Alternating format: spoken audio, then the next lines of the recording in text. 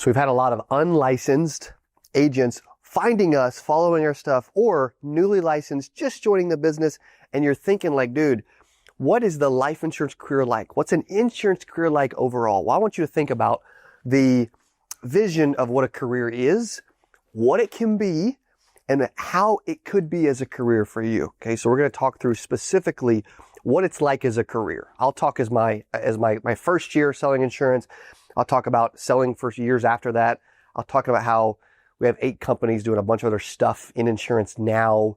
I'm also owner in a couple different agencies, so I'm still heavily involved in the insurance side, right? We're helping people recruit to this industry through exposure plans and agent reach and stuff. I have a marketing company. We're buying P&C agencies. Like, we're doing a lot, right? But I want you to think about when you're just getting started in a career, what do you need to think about, right? What is really important? Well, I can tell you this. Most people don't realize it, but when you're just starting out in a career selling insurance, one of the main things that people forget about, like, here's what attracts you to the career, right? Freedom is one of the main things that attracts you to a career. I had someone recently, they came to me, they said, dude, I want to like go sell insurance so I can go golf every day. I'm like, bro, like, that's not how this thing works. Okay. Can you eventually golf every day? Sure. But can you golf every day your first year and go make a bunch of money, help a bunch of people, and really succeed at a high level? No, it's dumb, right? Freedom is great, but let's realize that freedom comes later. You don't earn freedom day one. Okay. Now, could you earn some freedom to go coach your kid on a Friday at 4:00? Totally. Right. That's cool. My dad was in insurance for years. He never missed a day he never missed any of my games and never missed a day of work in his life, right? That's cool. That's awesome. Also, too, most people think, well, I want to get in this because it sounds cool to be an entrepreneur, right? Well, I don't even know if it's UER, EUR. I don't know. You guys tell me in comments, okay? I'm normally pretty smart at spelling. I'm one of the smartest people at spelling to ever be born in the state of Arkansas, okay? However, you may help me out and let me know if I spelled it wrong, okay? You guys will always let me know anyway. Some people were not meant to be an entrepreneur, okay? Some people think, well, I just want to go work.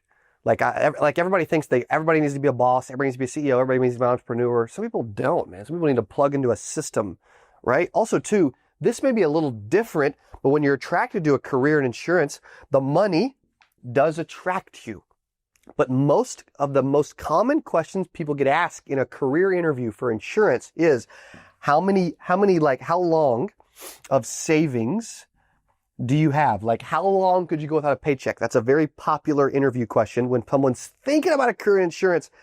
How long could you go without a paycheck? Well, if you can't answer more than like 30, 45, 60 days, you're probably not ready to be in insurance, or at least keep your job, which I don't love saying this, but at least keep your job, get your license, go sell a little bit, right? And figure it out.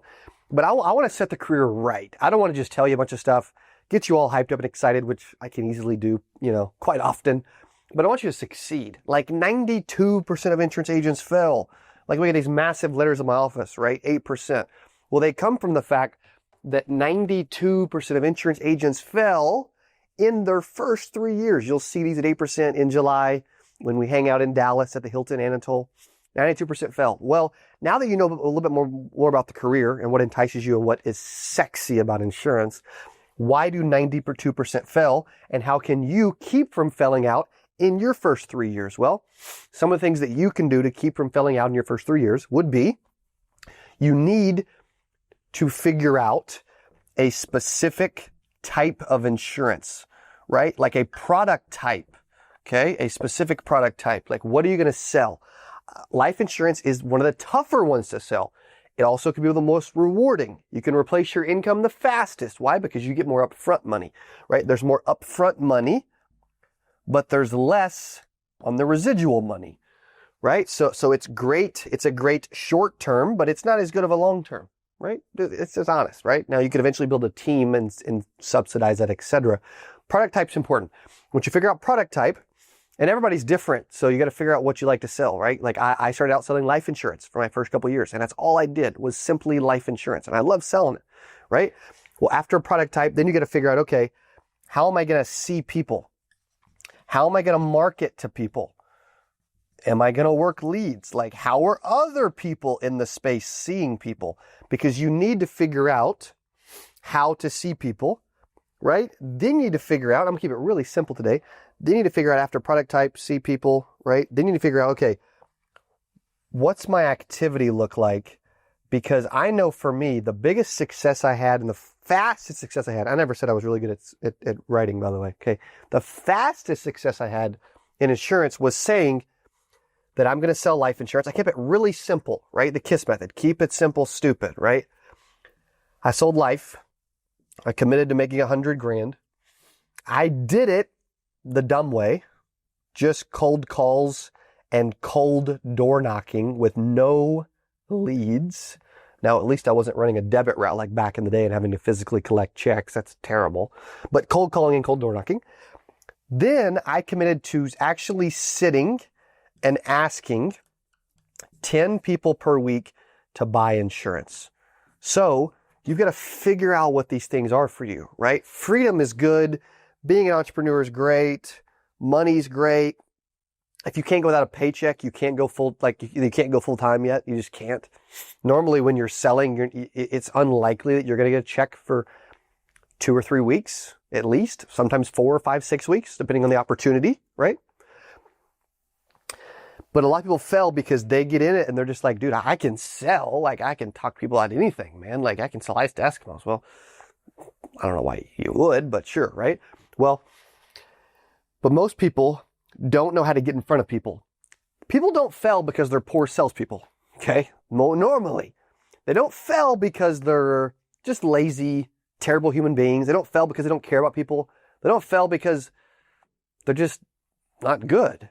They typically fail for one main reason, which is they struggle to see people, they struggle to market people, and they struggle to get in front of people. So I want you thinking about it as you're thinking about this career. What kind of money is available?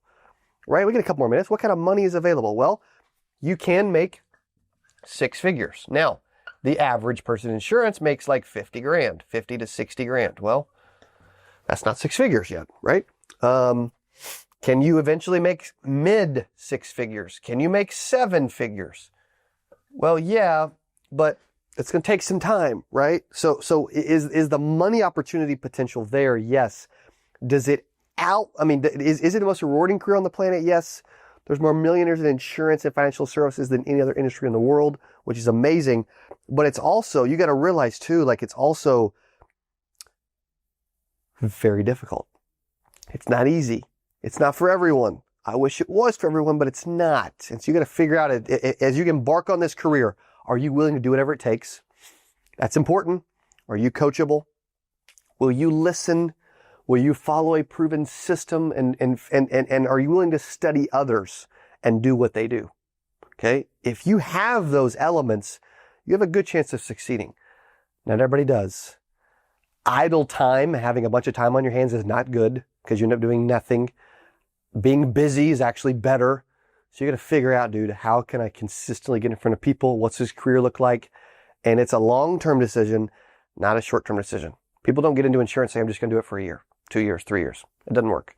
You're either in it to make a bunch of money, build a team, whatever, and then exit the company or have cash flow and reinvest the money, right? Or build up this massive organization, all these other people selling for you, but you never truly, totally leave.